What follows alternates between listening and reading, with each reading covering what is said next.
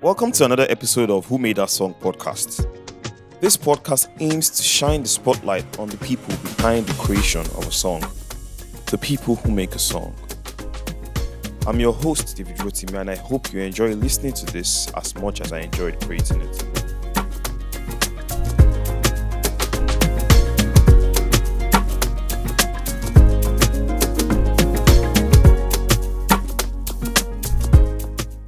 Right, so welcome to another episode of the Who Made That Song podcast. If this is your first time listening, please subscribe and leave a rating and all of that good stuff when you're done if you enjoy this episode, which I'm sure you absolutely do. Today's guest is a very, very special guest, and I'm sure if you're listening now, you've already seen the name. But in case you're not familiar with who he is, let me just give you a quick hint. So in June of 2021, Ladipoe and Buju dropped literally the song of the year that is still making waves to this very point. And a few months before that, in March, if I'm not mistaken, Crayon also dropped his EP. And one of the best songs on that EP was Too Correct by featuring Rema. And just a few days ago, Ladipoe and Fireboy dropped yet another song titled Running. And one thing all these three songs have in common is the mastermind behind the production. And his name is Andrevibez. Guys, we have Andrevibez on the podcast today. Welcome, Andre. Thank you so much for having me. Thank you so much for making out time, because I know you're definitely very busy, especially with the new song that just dropped and all of that. So yeah. Promotion and stuff. But how are you doing generally? How's it going? I'm fine. I'm all right. I'm just chilling. So sorry about your dad. My condolences. Thank you. Your dad, in case the listeners don't know, you're actually the son of the great Sir Victor Uwaifo, and that's undoubtedly one of the greatest musicians out of Nigeria. So I'm literally speaking to music royalty right now. So this is a big.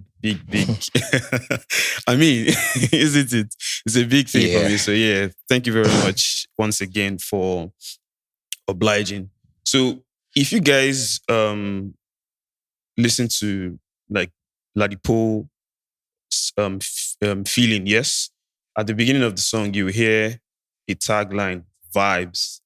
So I'm going to insert that here. Vibes.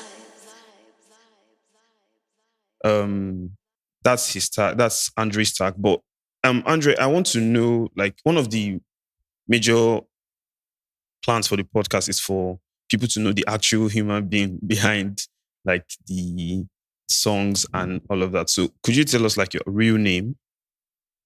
Okay. My name is Alexander Uwaifo. Yeah, that's my name. Amazing. And I go by the name Andrevibez. So where did Andre come from? Well, I coined Andre out of Alexander. Yeah, I had to find something because I already had the name Vibes from 2007, 8, but yeah, I didn't really have anything to do with people were already calling me Vibes, Mr. Vibes, but I felt like it was too, how will I put it now? Too maybe plain? Mature for me. Yeah, too plain and too, when you hear the name Mr. Vibes, you think, oh, this is a very big guy. And at that time, I was a teenager. So I didn't know, I was looking for something to add to it to just give it make it sound nicer. And then I tried Alex. I didn't like it. I didn't like Anda. But when I wrote Anda and Vibes, I was looking at it. I was like, this looks kind of nice. But I probably just switched the E and R, just, interchange it. And then I did that. And then, yeah, it looked better. And I was like, okay, I'm sticking with this. Oh, that's mad. That's mad. So you spoke about, you just mentioned that you were going by Vibes, because when I was doing my research for this, I discovered Yeah. that you already had like Vibe Music Factory from like way back. So like you have a thing Yeah. called vibes already. I don't know what's Yeah. what's the whole thing with like vibes for you? I mean, everything I do is according to vibes, according to how I feel, and my feeling. Everything I do is like, if I'm trying to, I mean, there's a vibration, there's a vibe, so I have to feel it first. I mean, I won't say vibration, but like it's like a short form of vibes, are like short for vibration for me. So like I have to feel that, energy, that vibration, that thing pushing you, telling you that, oh, this works, or this is good, or you should do this or do that. So everything for me, it's like vibes. For me to like roll with anybody, if I'm going to talk to anybody or I'm going to be cool with anybody, like I already know. I can tell if it's going to be, if this person is going to be really cool, or, someone that, So I there should must just be a say hi connection to. for you. Yeah, everything, there's always a connection for me, for everything. Oh, that's You know. that's And mad. that way it works better for me, because when I'm doing that, like once there's that connection, it's like everything, it's genuine, it's real. I don't have to force it. Yeah, that makes sense. That makes sense. All right. So you were saying that like there needs to be like a connection for you between like whoever you're working with. You need to feel it. Yes, Yes. I need to feel it. I don't force anything. I don't like to force anything. I don't like to feel like what I'm working on is being forced. Because that way, like the vibe, the chemistry about that thing might not be real. But like when it's genuine, it just connects. You don't have to force anything. So it, I take that along with me, like when I'm with anything I do, not just music, but like for music, before I even start working with anybody, I'd prefer to have some form of relationship with that person, understanding or something. We don't have to be best friends or anything, but just, have mutual respect and have trust for our crafts. Yeah, I think that makes sense definitely because you don't want to feel like you have a gun to your head and they're like, oh, Yeah. you must Yeah. work with this We have person. to be, both of us have to be comfortable working with each other and just trust that, whatever we're doing, it's going to work out. And, once you feel that way, then everything is good. Yeah, definitely. I definitely agree with that. So I was saying I want us to backtrack a bit so that I can kind of get like a little bit of, should I say, history to um your life because you definitely seem like you had an interesting life because I mean you grew up. I'm not. You're the first son, right? Of family. No, I'm not the first son, but yeah, I Okay, mean, scratch that.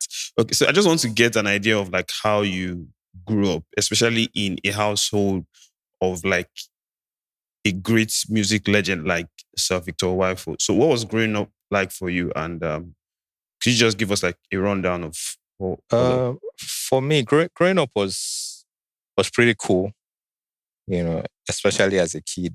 Uh, I was that kid that I didn't used to talk a lot, but I observe everything.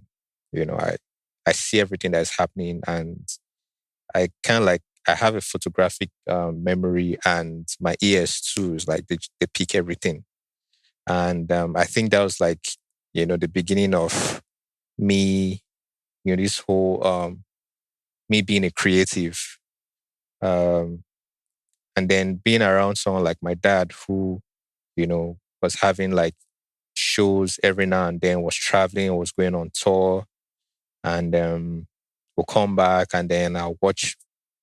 I kind of like picked that up first from when I was little, and then over time the music just came, and then another. I think by the time I was 6, 7, I had interest for playing the piano, and then my dad noticed, and then he had one of his band boys come, teach me in the house. So that one would always come, maybe I think about 3 or 4 times a week. And then I just picked that up. So that was like kind of like the formative stage for me, like music. But I didn't even know that I was going to do music until I was like 15 before I Wow. realized that, oh, I actually like this thing. Because by this time I was already writing music and all of that. And then my first recording studio session, I had like, it was quite an experience. Um, the producer wasn't giving me exactly what I wanted, and what I wanted was quite simple. And then the guy had an attitude. It was an older man. He had an attitude, like, when these people that feel like they know everything and then you shouldn't come and teach them their work. And I wasn't trying to do that. I was being polite. I was like, oh yeah, this is nice, but this is what I was trying to get. Maybe, so I suggested playing the chords for him so that he can let me just play it so he has an idea, then he can take it up from there.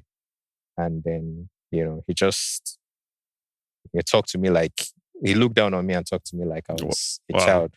And I was like, okay, no problem. So I kind of like already had, after that, it was like in my head, I'm like, I'm going to do this thing. I didn't know how it was going to happen, but I just had that feeling that I was going to do it. And because all my songs that I wrote, I always had a beat in my head. So it was even becoming too much for me. Like, I write a song, but like, I don't have a beat for it. And then because of that experience, I was scared of going to like the studio to go and meet anybody. I'm that kind of person. Like, if it doesn't work the first time, I would rather do it myself. Yeah. And I'll make sure I find a way until I do it. So if it takes me 2-3 years or 10 years, I'll wait for that 10 years to work. I'll do all the groundwork till I'm ready. So, but I didn't have to do all of this because as soon as I was done with secondary school, I think I was 16 already. I came home. I showed my dad some of the ideas that I had for my future because I always wrote down my ideas, things that I wanted to do. And then, he was very interested in, especially in the music part, like, oh, this is, like the music part, this is more feasible for me to do. So, and my dad is this kind of person, once he has interest or once he says yes to anything, he will be the one to pursue you with that thing. Yeah, he's that kind of person. And if he says no, don't worry, don't bother about yourself. Do not stress yourself. If you keep, you will never get it. So as soon as he said that, I didn't even know how quick he was going to do anything. But by the next day, by the time he came to wake me up, I was like, oh, see this. And he had created a space in the house for where I'll set up a studio and set up a studio for me. And that's amazing. Got me like an engineer, one of his engineers, to come show me. That wasn't even the first. He set up a studio, but I had to go to the engineer studio to go learn. But by this time, it was like analog recording, like live recording and all of that. And at that time, as a young boy, I needed my computer. I just want to make beats and stuff. So that process was a bit, stressful for me because first I wanted to have fun. I still wanted to hang out with my friends. And then I wanted to make my own beats myself. So I would go, and then the sessions were usually night sessions, overnight sessions. So it's like I go overnight sessions, and then during the day I'm asleep. And then by night again I'm back, and then they were more like local music. But at that time I didn't realize, what that was doing for me. It was over the years, like maybe 4 or 5 years later, I now realized when I started to I started to pick up more things. I realized that phase was actually very important for me to get. That's why, like when it comes to music, when it comes to sound, I don't think there's anything I can't do. I can create any type of music. And people have never heard anything yet. Yeah, they haven't heard anything yet. Because I can create, like, first of all, like for someone who was born, like my house is a full creative, my family, full creative family. Yeah, not just me, my siblings. Yeah, I noticed your brother directed the last Ricardo Banks video, if I'm not mistaken. Yeah, my younger brother. Yeah. And my brother writes music, he can even make beats if he wants to. He plays the guitar. Everybody has, something that they do, like musically. And, I'm just the one who like took it to the next level. Like, I kept pushing, like I was really interested. I knew, this is what I wanted to do. This is what I wanted to do. And then I never gave up. Like I never got tired. even with the ups and downs and everything, it's like, I'll still keep going. That's So, that's yeah. amazing. That's really, really amazing. I can't even imagine how fun it must have been growing up in your house. Because there's nothing like having supportive parents, especially when you want to do like something creative. It's not as easy as you think, though. Especially having like a father like mine. Okay, he might have pushed you to the limit. Oh, my dad, you don't want to. If my dad has your time, you would even hate what you're doing. Like, you would want to give up. So, but I mean, he has his ways, and for someone like that, my dad reached like the apex of creativity. Definitely. If you really want to know, like, I know a lot of people just know the Joromi or Guitar Boy song or whatever.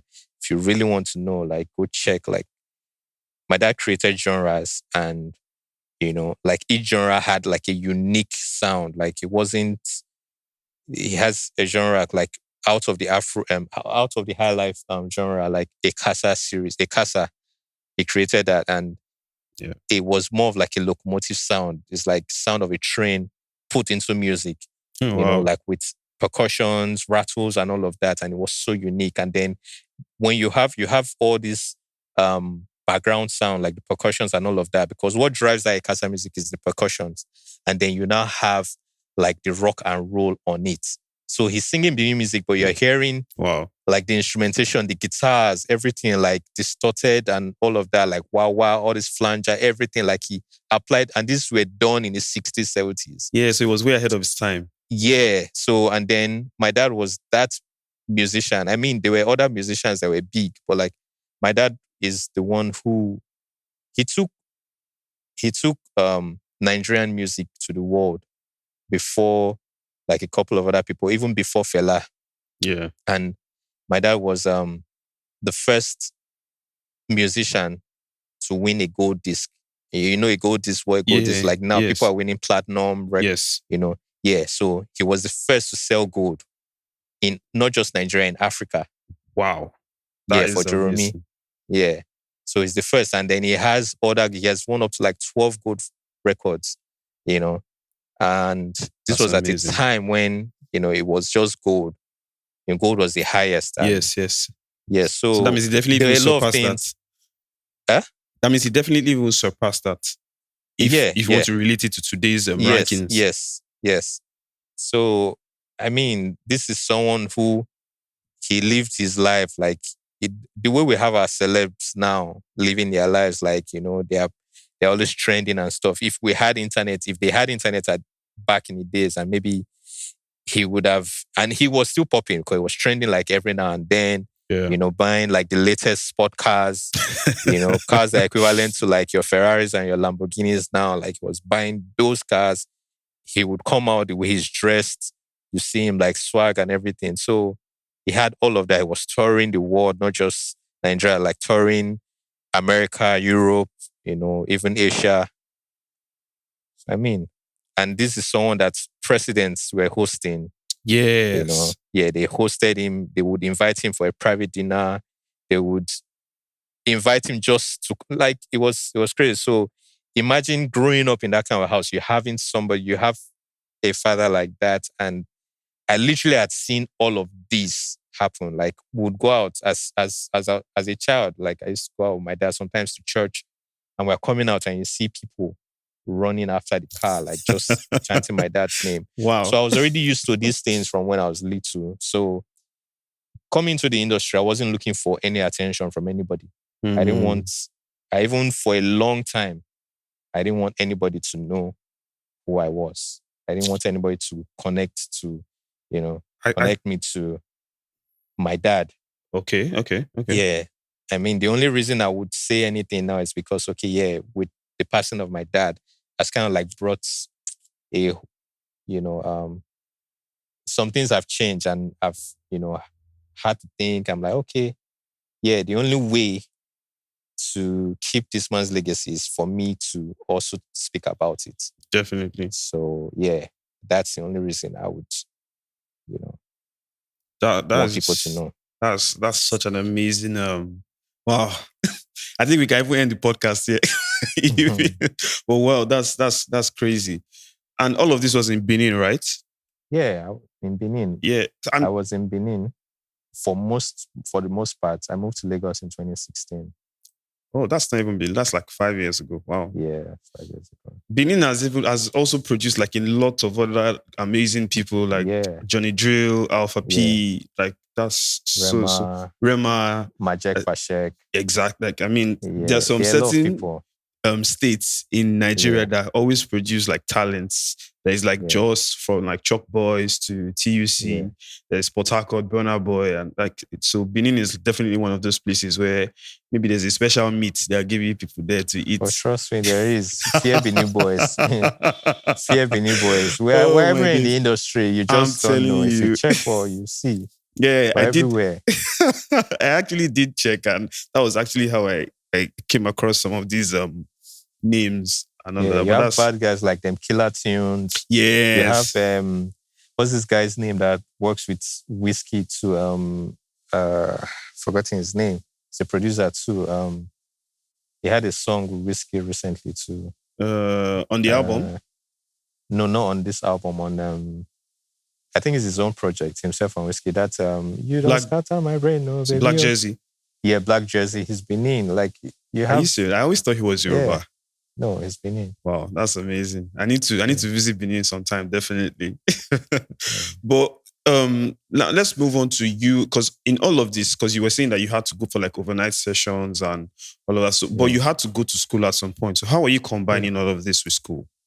It wasn't easy, but I was doing it. I think my love for music took over. So at some point I had issues with school, and at that time it wasn't all rosy, but I was more interested in the music at that time. I didn't care about any other thing. I was almost going to drop out, but thank God I didn't do it. Yeah, because I had made up my mind. And that period, me and my dad were not, in good terms, because my dad is someone who takes academics seriously. Yeah. He's gotten all the academic certifications or whatever. As a musician, for a musician, he went back to school when he was in his 50s. Yes. Came out with a first class, was valedictorian for, his set, and went ahead to do his master's. So you were saying your dad went back to do his master's? Yeah, he did his master's, got his PhD. My dad lectured. My dad was my lecturer in school. Wow. So, yeah. And that period, I wasn't the most serious student. Oh my God, no. I started off seriously. I started off very serious. Like, in fact, I was involved and participated in like everything I could participate in school.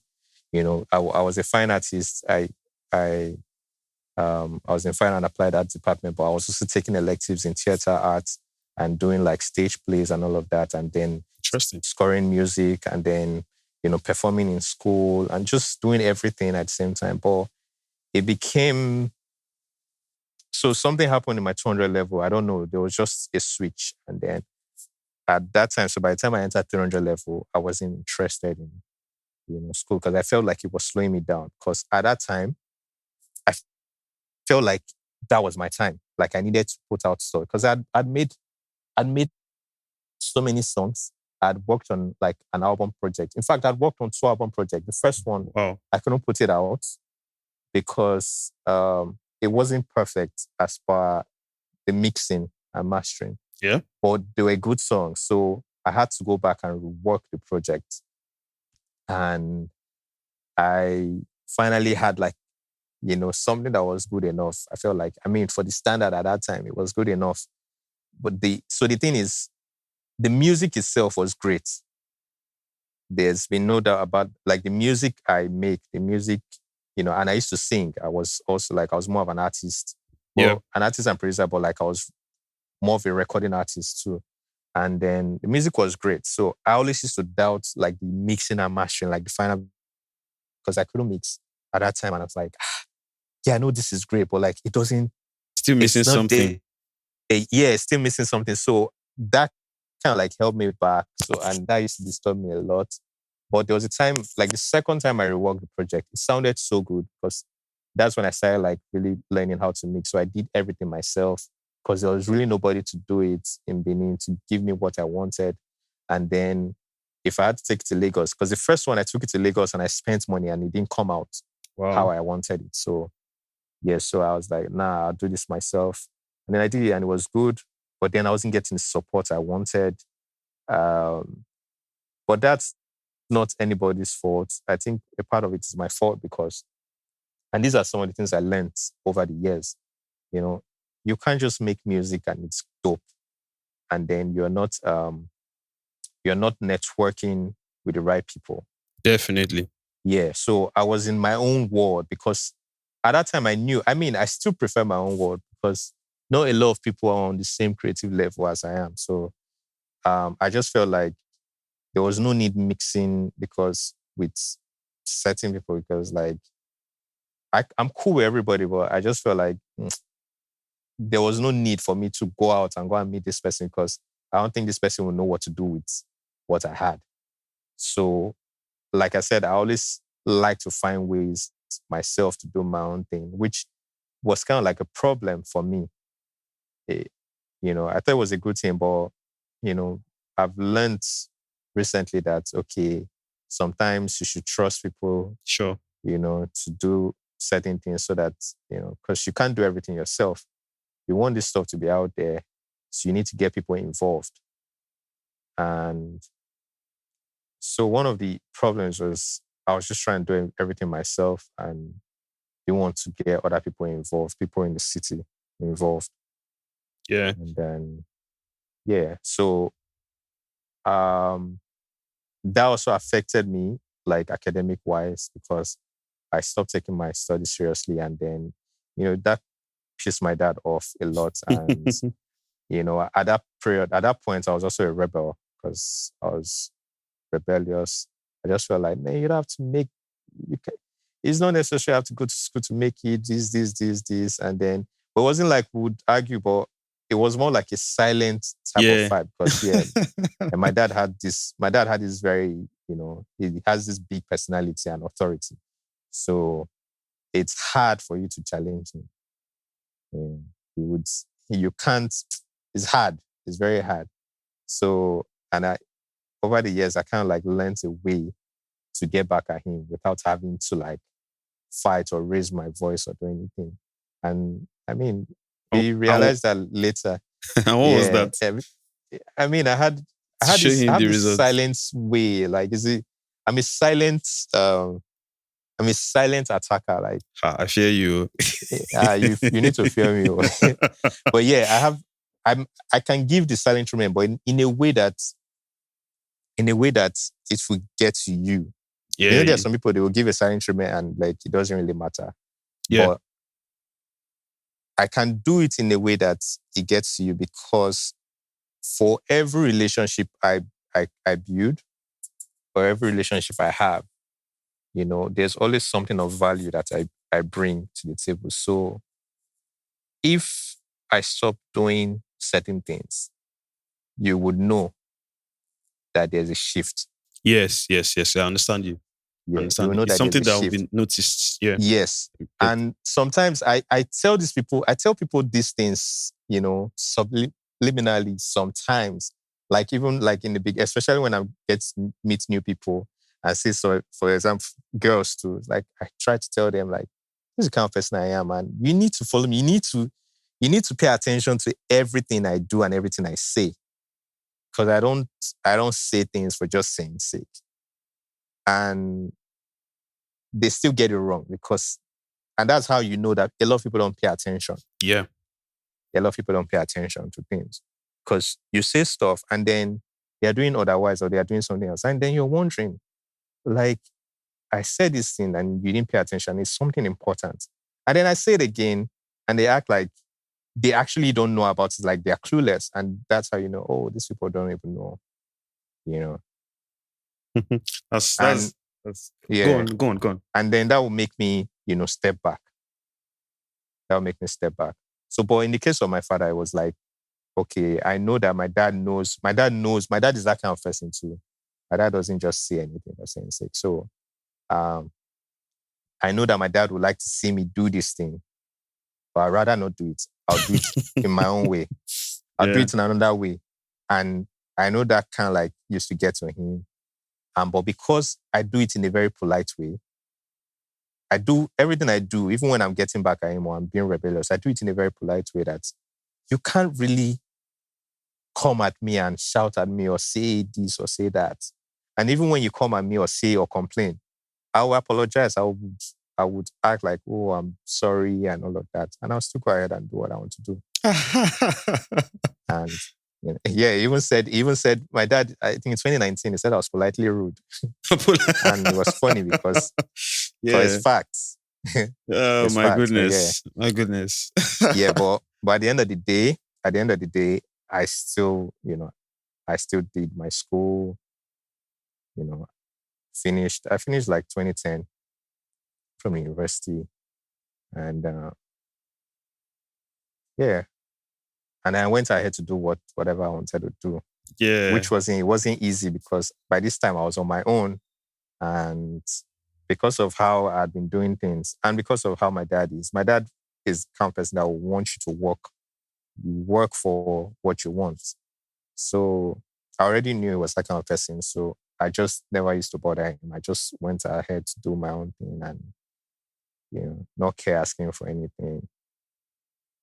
So for the most part, I was just doing my thing. Yeah. That's really, really interesting. I wouldn't even have seen this coming. Just like, I mean, obviously there's only so much you can get to know of someone from like social media and stuff, but you don't seem like this kind of person. but it's fine. That's really interesting. So would you say your dad influenced like your choice to study fine and applied arts? Because I think that was also the same thing he studied. Yes. So yes. Did he force you in quote? No, not at all. Not at all. Not one bit. Everything was my own decision. Okay. Everything I did, my decision. So all I have to say is I want to do this, and then he would, in his own way, encourage me. Yeah. So, but yeah, the influence was obviously from him, because as a child I was already a fine artist. I was already drawing, and then my dad used to encourage me a lot as a child. When I was like 4, 5, 6, all my drawings, my dad used to like keep them for me. I archived them. So I got older, and then I'll go back and look at those drawings, and I'll always see like the improvement. Like and that's really important. That helps a lot. Yeah, it helps important. A lot. Because you were thinking, I was good before. Then you come back and check like after a while and be like, oh my God, what was I doing here? And then you're better and like that. And then I got into secondary school. I was one of those students in secondary school who, offered fine arts. I was in the art class. So I also offer, when you enter like SS. Yeah, you have to pick. People, a lot of people are not doing fine arts, but I was one of those people in the whole of my school, my sets taking fine arts. We were about 4 or 5 of us that were offering that. And I did. I even went ahead to like win an arts competition. Oh, wow. I schooled in Lagos, King's College, Lagos. Oh, yeah. Interesting. So in my SS2, I won I came second overall for an arts competition in Lagos. What kind of art? So the art was anything like just do anything. But what I did was different. I don't even know how to categorize it, but it stood out because it was a painting, but it wasn't the kind of painting that you paint, like I paint somebody or I paint this. Abstract? It was abstract. So it was a splash of colors. Interesting. Yeah, it was a splash of colors. So what I did was get a bowl, a basin, those big basins and filled it up with water. And then I got like oil paints, different colors of oil paints, and poured it on the water. And oil floats on water. So I poured like different oil paints, different colors on the water. So it was floating. I'd already cut my paper to size. I just dropped the paper on the water. I've never heard of this style of art in my life. And then I left it for a while, for like a minute or so, yeah. And then I picked it up.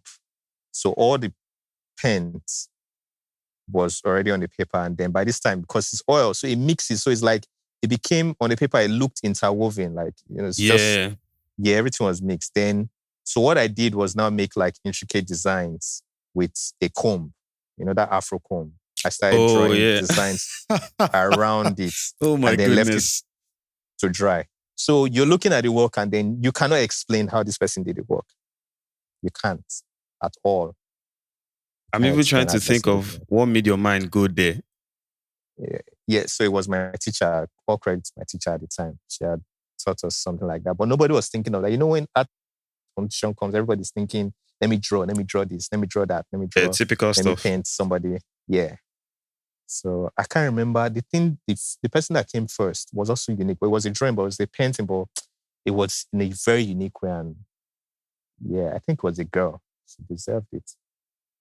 That's amazing. So will you say that side to you has also influenced like your love for fashion right now? Yes. 100%. Because I see like you like to like dress up and like take a lot of pictures and stuff like that. Funny enough, I don't take a lot of pictures.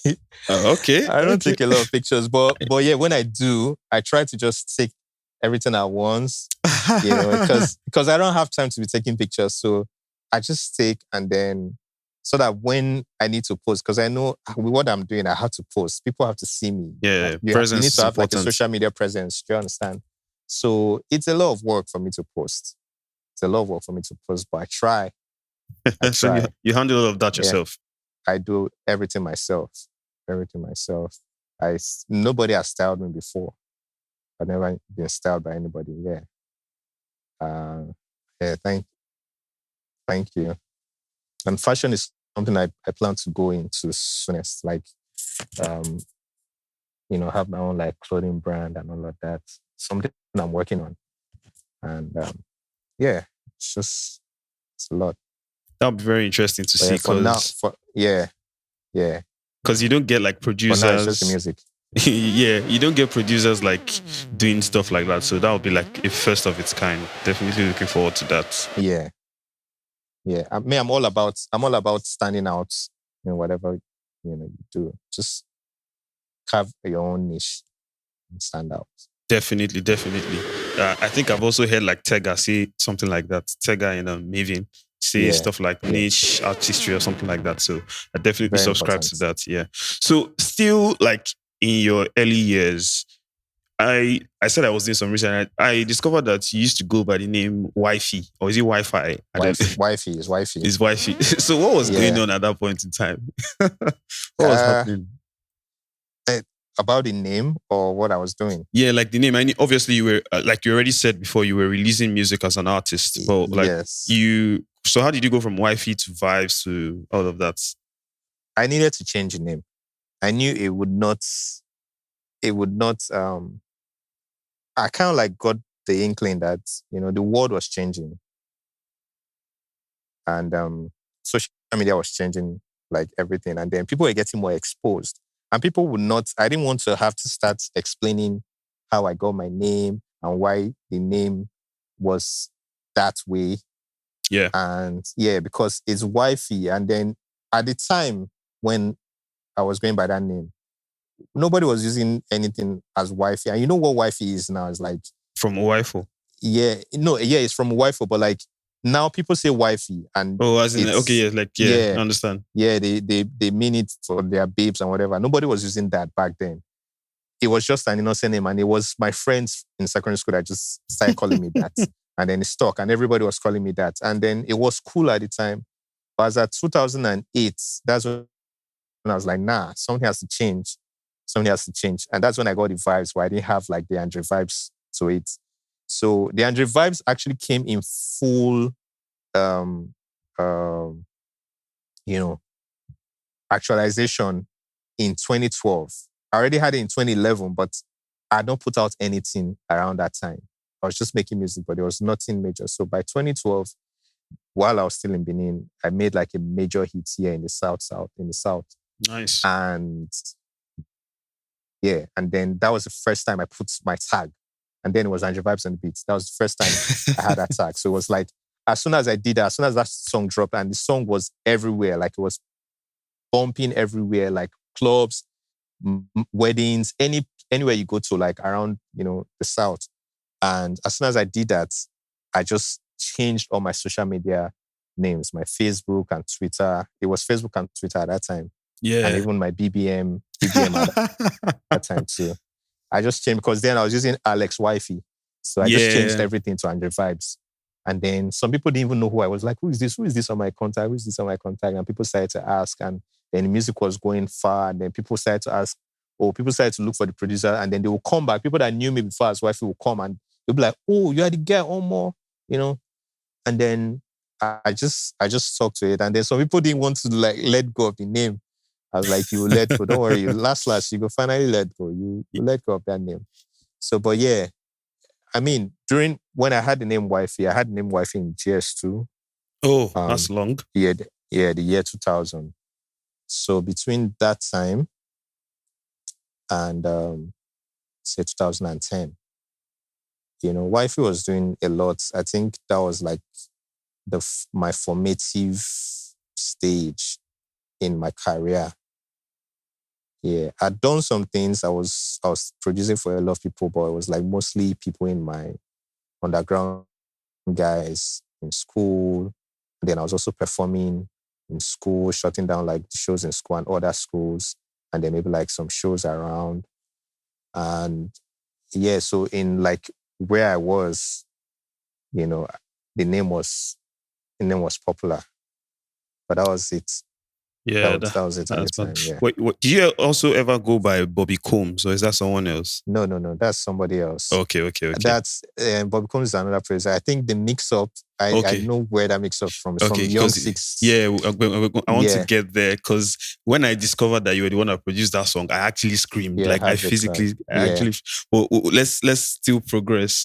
I went over to your Reverb Nation to listen to like some of your old songs. Oh my God, my Reverb Nation. God, I've not even opened. I've forgotten something like that existed. Bro, no, I can't get it. I can get it from my face. I think it's linked to my Facebook, so I can always access it. And Reverb, like before like the advent of like YouTube music and all of that, Reverb Nation, SoundCloud, that was like where people used to put up like music. So I went back and you had like this picture of you with singlets and putting this salute. And it was just so funny. And I listened to like Ibad. I listened to another one. Ibad. Oh my! I need to work on that song again. I need to, that song. Yeah, and they were that quite song is good. A gem. That song, I did that song 2009. Those songs are like 2008, 2009. I like the one that you did. Okay, sorry. Go on. Yeah. I used to have more songs there, but I think I deleted most of them. I think I left. There's about 2 or 3 songs there now. Yeah. I like the one with Chopper. Put it on me. Chopper, put it on me. Yeah. Yeah. And I think I can still see like elements of your production style from that time still playing now. And so I could tell that it's something like you've been harnessing, but grooming basically like that style. And that's pretty interesting to see. So it was just funny seeing like all your throwback pictures and I don't know, maybe when I might put it up so that people can see. Wow. With your permission, if you give me the go ahead, I'll put it up so that people can see that. I'll think about it. But yeah, I listened to the songs on your Reverb Nation, and I think they were quite good, especially for a time where the sound of Afrobeat was still being fully developed. You get, and I could hear like something. So I could obviously tell that there was like a lot of hip hop influence in your sound. I mean, I could hear like Nexus synths, I could hear arpeggios and stuff like that. So it was just really interesting to see. So now, you also went on to work, would I call it a radio station, Consolidated Media Associates? Yeah, SoundCity. Oh, that's SoundCity. Interesting. Can you talk to me about that? So that was like, would I call it a brief stint? It was like 1 year and 9 months. At the time, I wasn't really doing anything because Now I'd moved to Lagos in 2016. So when I moved to Lagos, I was working with will I call it work? Yeah, I kind of like was working because I was living with the person that had this company, FreeMe Digital. I don't know if you know it. Oh yeah. Yeah. So I was living with Michael Ugu in his house, and then his company was in the house at that time. Because he started off like from his space. So I was living there. So I was like the in-house producer, for his studio at the back. So and then I basically started the whole zone out and A3 sessions, recording of. Oh wow, are you serious? Yeah. So I was doing that. I was handling that, and then this other guy came to join me. My guy Sign X. I don't know if you know Sign X. Wow, Sign X started from FreeMe also. Yeah. So myself and Sign X were together, and then at a point, because I was handling both A3 and zone out. So when he joined, I started handling the A3, and then he handled the zone out sessions. And then I kind of like left because at that time, I'm this kind of person, like I just want to keep moving. I want to grow. And if I feel like what I'm gaining from this place is redundant. Yeah. Kind of. I would go. Yeah. Yeah. It was cool. Like I was cool with them. I'm still cool with them. In fact, I'm family. Like Michael Ugu, is my fam, is like my big bro. And by that time, I wasn't feeling myself there again. I just felt like something wasn't right and I had to go. And everybody was surprised, like, why are you going? You should stay. And they didn't understand. Even me, myself, I didn't understand, but I just knew. My instinct was telling me, you have to go. You have to leave this space. Yeah, because I was living in this house and I felt like I wasn't used to living with people like that. Like, yeah, I can live with people, but I get uncomfortable after a while. I feel like I've overstayed my work. Yeah. I definitely understand that. Trust me. Yeah. So I think that was another thing, one of the major reasons. Like, I was feeling like I'd overstayed. I needed to, and I was here and I didn't have any money to even rent my place or anything. But I had to go. And I was thinking, man, I should just go. And then me going didn't exactly require me quitting. So that's where they had a problem with me, because I was going to go, but I also resigned. I was like, nah, I have to resign. But like, why are you resigning? You can be coming to I know I can be coming, but I thought of it. I was like, the stress of me going, because I didn't have a house. I didn't have money to rent a place. Yeah. I knew for me to go to any work, I have to feed myself first. And then I was looking at it, like, it's production work. I can always enter someone's studio that is close by, or get on my laptop, just making something on my laptop for the time being. If I find somewhere that I'll work with, somehow I would find my way. So I was thinking of the stress, like, I don't have money to be entering transport to be coming to this place. And considering how much I was going to be getting, like, it would not go anywhere. So I just resigned. And then luckily my younger sister's place, I went to her place. But luckily for me, she was leaving Lagos to go, to culinary school in Abuja. So she just left her place, and then I took over from there. And, when it was next time to parents, this was months later, I handled that myself. That's nice. So how did you get into SoundCity? Yeah, so SoundCity, 2017, around August or September, I got this gig to do something for them, because they were starting like a new radio station, which is their Pidgin English station, Correct FM. Yeah. And so they were starting it, and a friend of mine who is an OAP there, he had just joined them. That's Sato EDK. He had just joined SoundCity at that time, because we know from like Benin. And so he was the one who referred me, because I didn't even know, like, it's not like I looked for it. So he referred me, and then the head of station reached out to me. I was like, okay, I'll create this. So I entered the studio and then worked on something and sent back, and they said they liked it. I was like, okay. So it was supposed to be like the theme song for like their station. So when that was done, I was expecting we'll talk about money and they'll pay, but I didn't stress about it. I just let it go. And I was like, maybe when they are ready, whenever they are ready, or whenever I'm ready, I'll go and meet them for my money. And then the year had passed, and I think it was end of the year.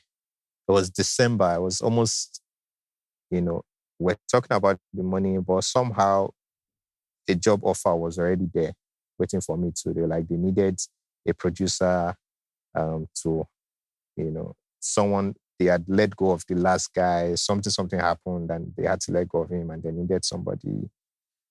And I was just there. I was like, I was not planning for all this one before, but okay. So for me, it was more like I said, I have plans. There are a lot of things I want to do. It might take a while, but so media is like one of those things, like, owning like maybe a radio station or TV or something like a media house of some sort. So I saw it as an opportunity to gain some, experience. So I took it up, and the pay was okay. Okay. I'll do this. And at that time, I'd never done radio production. But they're asking, have I ever done? Like, I've never done, but they trusted that I would be able to do it, and it was nice that they trusted, that I could do it. I was like, yeah, I can do it. It will only take me like a week to know how, everything works around here. And one of the things I had to do was also like produce like radio dramas and all of that. And I'd never done it. But I was like, it's recording now. You find your way around it. Yeah, I'll find my way around it. So they trusted that. And then, that's how I started. So I started in January of 2018. So I worked until, I felt like, this place, I need to go. And by this time, I wasn't really doing music because I wasn't putting out anything. I wasn't making music for anybody. I felt like, I'm deviating like far off my plans, what I came to Lagos to do. So at this time, I was really unhappy. Like, I just felt like, okay, it was time for me to leave. I didn't know what I was going to do, but I had to resign again with no plans. But I just had to resign. I just told myself that I have to go. I don't know what's going to happen or how it's going to happen, but I have to go. And I'm always grateful that I always do that, because when I do that, it's like you create space and room for like new things to come, like opportunities and whatever. Somehow the universe just has a way of, making things work. And then I did that. But the good side to that, when I was resigning, I spoke to one of the guys, my colleagues there. I just told him, everybody knew, but like, I think some few days before I left, I just told him that I'm leaving. This. That if he has anybody that wants to work, he should hit me up. Because he was like head of music, like everything, like music rotation on SoundCity. Oh, okay. And so I knew that he would know like a couple of artists. So if anybody was interested, looking for any producer or anything, they should just hit me up. And then, this is where like my blessings, things started to add up for me. So as soon as I told him, I was like, that's even true that he has an artist, so that I should come check him out, after work. So after work, went to the artist space, and the artist turned out to be Omah Lay. And this time, Omah Lay was not Omah Lay. Nobody knew Omah Lay. It was just in the background. So this was 2019 September. Omah Lay had not put out anything. He had not put out, So you were coming from radio. Yeah. Oh my God. Okay, can we backtrack a bit? Sorry. This is crazy. Okay, so first of all, before I even ask my next question, while you were doing all this Lagos hustle, did you at any point feel like, I no go back home? Won't I go back to my father's house? Or like, how did your dad was your dad aware of all this like running around you were doing at that point in time? He knew that things were not rosy for me, but I would not talk to him about it. And the one time I tried, I wasn't getting the response I was expecting to get. So that was it. That was it for me. I was like, nah, I'm not even going to say anything again. I'm done. I'm not going to ask anybody for anything. So I was just digging in myself. I was just doing everything myself. And it wasn't easy, but I was doing it. And there were times that I was very I was very unsure. But I don't think at any time did I think I was going to go back to Benin. There was no time. It was a no for me. It's Lagos. If it doesn't work in Lagos, then I have to leave this country and go and find and go and work there. And the thing about me is, I know that I'm very positive, and I know that it's just a matter of someone, paying attention or believing and say, "Oh, give me that chance to show, what I have to offer." And then it just, because everywhere I've been to, like everywhere I've worked, or every person I've worked with, whether briefly or whatever, I just always, make, a lasting impact or something. Impression, yeah. A lasting impression somehow. That you just never forget. It's like, I don't just go into anywhere and come out and it's like people, some people will get into a place and then when they leave, it's like they forget about them. It's like it's done. But I don't go. I try not to go. In fact, it's not like I try, because I don't do it consciously in the beginning, but I just, because of how I am, when I work and I get to know the people around, I build relationships that would help me in also making whatever thing I'm doing there come out the best possible way. So they are more like strategic relationship, but they are also genuine, because, like I said, I don't force relationship. I don't have to, it has to be real. It has to be real. So I also look for the people that are competent, people that know what they are doing. People that know what they are doing. And if you are someone who doesn't know what is doing, and we're going to be friends, then I'm going to be doing a lot in helping you know what you're supposed to be doing. So some I'm imparting some knowledge and also building a relationship, because that person might also have something that I might need, or some, connection or something and somehow it always helps me, because I get to know the people at the top, people that are supposed to be my bosses, that they will probably boss every other person around, and they can't boss me around because I'm their guy. And we are cool like that. Like, we're cool. Like, I go in SoundCity, the HR was my guy. She was a girl. Like, we're so tight. I could call and say what's up, and in fact hang out and say, let's go out, let's go watch a movie, let's go to, and she will never try that with any other person. Yeah. Same things. Like, everywhere I've been, it's like I just try to be. I'm always cool with like everybody. And if you end up not being cool with me, then it's you that have the problem, not me, because unless you hate me for what I'm doing, because so yeah. So I never thought, going back to Benin, because I'd done my part in Benin. I needed to go, and me leaving Benin was to go make it outside, to go do something that people over here, like in Benin, will see and be like, oh man, we can do this. Something that gives them hope and want to also take that name Benin to like. Yeah, there's something about repping your city too that gives you like a sense of. So there was never a time that I was like, I have to go home. In fact, if you say that time, I'll just be looking at you.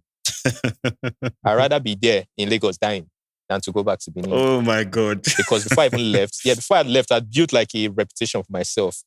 They would have been somehow seeing me like coming back, you go for your hand, that kind of thing. Yeah, I go for my hand. So I just stayed in Lagos, and I told myself, and if things had not worked out, maybe by last year and this year, things had not picked up, maybe it would have taken me maybe another 2 years before I decided I want to leave this country.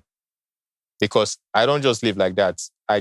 Even as at 2018, 2019, I started telling myself that, okay, I give myself another 4 years. If it don't work, I know say 4 years is a lot on my age. But like, let me do it. Don't worry, I'm not scared. If things don't work out in the next 4 years, maybe by the third year, I start making plans to leave, So, but somehow it picked up. Things just moved like, bro. Honestly, now that I have this perspective, I'm honestly so happy for you, because wow. Like, imagine going through all of that, and then in just the span of like a few months, everything just changes. That's amazing. So before we even get to Omah Lay, because I would have never seen you meeting Omah Lay that way. I would have never seen it coming.